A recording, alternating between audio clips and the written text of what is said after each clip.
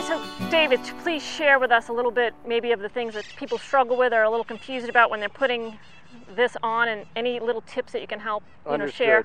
Christina, the device works both directions. One way for chipping and one way for putting, okay?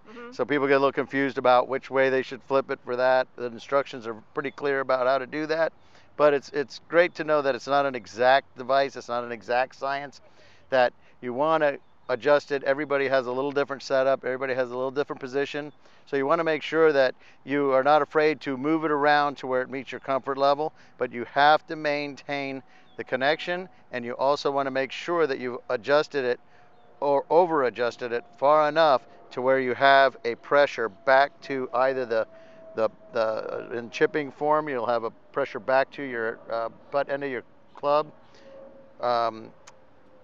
either chipping with a J, or on the other position you want to have pressure back to the tip or anywhere along this flat bar for your putting.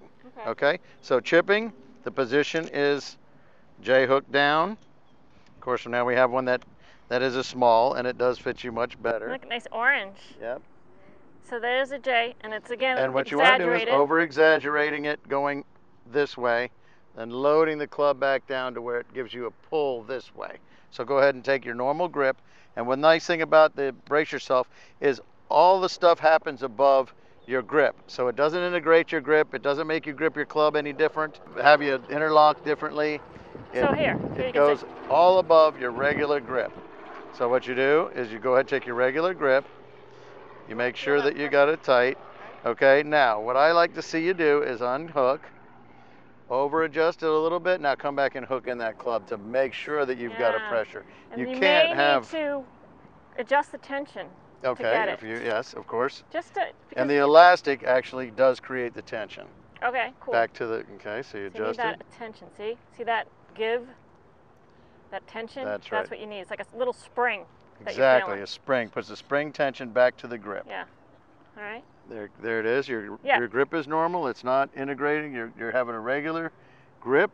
There's nothing interfering with all your hands.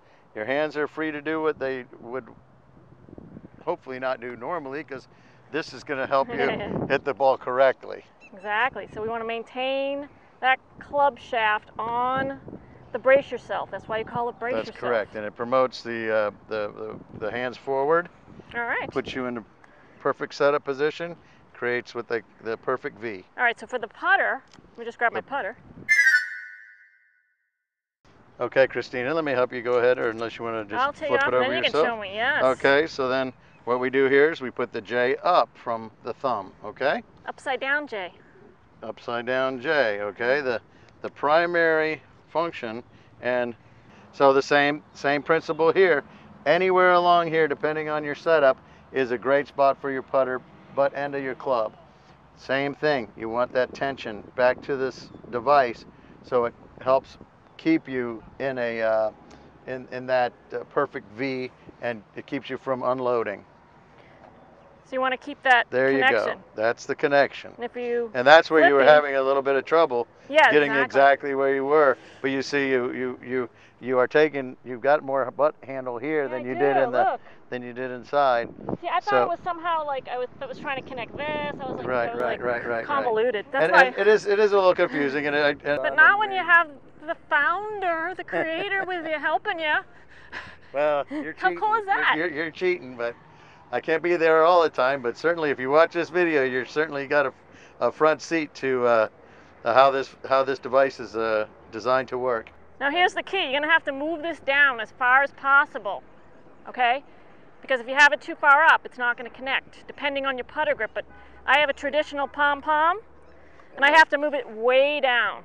All right. That goes back to what I was saying, that it's very, very versatile. So I like to see a little more tension there. Okay, good. Even though you're pom-pom. There you go. You feel the connection there. You feel that connection, right? Okay. Now the same principle here. If it disconnects, you're getting wristy.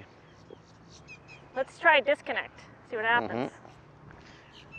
You'll immediately feel it. Oh yeah, it comes right off. You can feel it, and you could make that shot without that device, and you'll be amazed. You'll swear that you're not moving your wrist. You'll swear that you're just solid as a rock.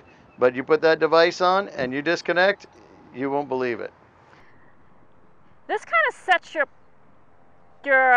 putting setup as well. That's right. Because I feel like the triangle's connected. Same as chipping.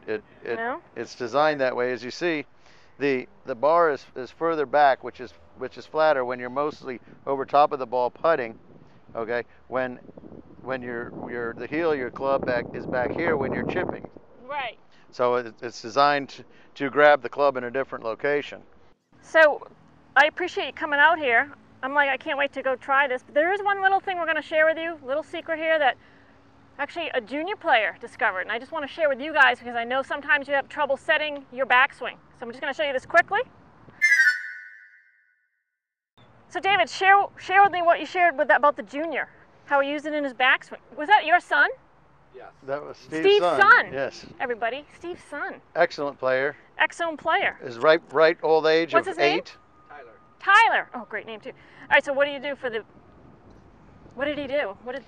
Well, I just basically gave him one for his birthday, and let him go, and he came back out and played excellent. And I never said there was any boundaries with it, and it wasn't a chipping or putting aid to him. He's out there taking full swings with it. Oh, cool. So of course we haven't had our time to do enough research with it. But okay, so I'm going to turn this I way don't so you see can see. why it wouldn't be effective. This is great because it keeps the club connected at the top. You know, a lot of you girls get floppy at the top. You can feel it pull. What I like about this is it creates extension. All right, I'll show you this way. You got to load it up. You got to load it up. That's key. If you have it too far down, if you have the J too low, it doesn't work. You got to put it up. You got to have it tight enough so you can do that. There's a lot of pressure with a full swing, but yeah, you can get extension by keeping it connected. Hinge. If you don't hinge, like a lot of you girls don't hinge, you're not going to feel any tension at all. So this helps with tension, setting the backswing, keeping that connection at the top, allowing your hands to be as far away from your head as possible versus the left arm breakdown, which I see a lot. Okay, I don't feel any tension right now. So I like this for the backswing. So not only can you use this for your chipping and your putting, you can use this for your backswing. I'm going to give this 3 thumbs up. Do we have 3? Give me a thumb. thank you for inviting me out, Christina. Thank you, I really appreciate it. enjoyed Everything I review on Miss Parr comes with a limited time promo deal, so be sure to stop by. Miss Parr.